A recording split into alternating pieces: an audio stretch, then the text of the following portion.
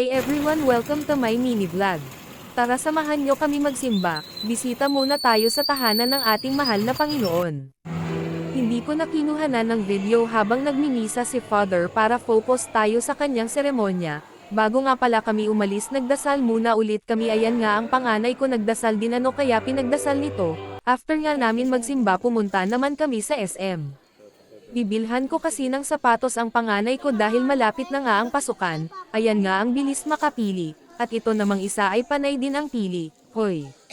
Kabibili lang sa iyo, baka tayo ay maglakad pa uwi. Rubber shoes na nga binili namin sa aking panganay para couple 2-in-1 na siya, pwede pampasok at pwede pang gala-gala. Medyo may kamahalan din yung binili namin para abutin talaga ng ilang taon.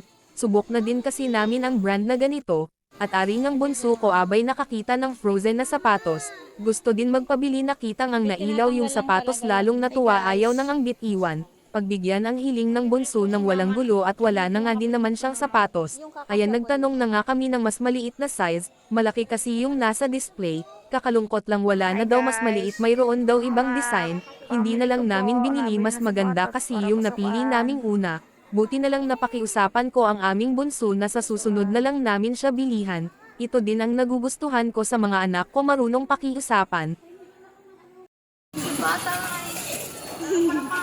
Pumunta naman kami sa school supplies, bumili lang kami ng ballpen at lapis.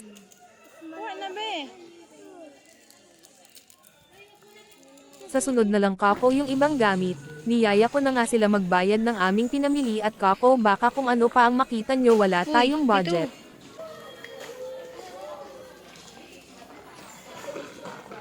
At nang makita si Jollibee, ayan, nagyaya silang kumain, pinagbigyan ko na din at tanghali na nga din naman, gutom na din talaga.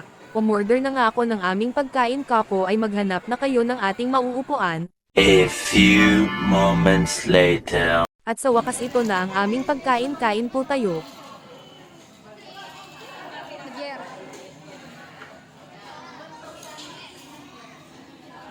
Dito na lang po muna, salamat sa panonood.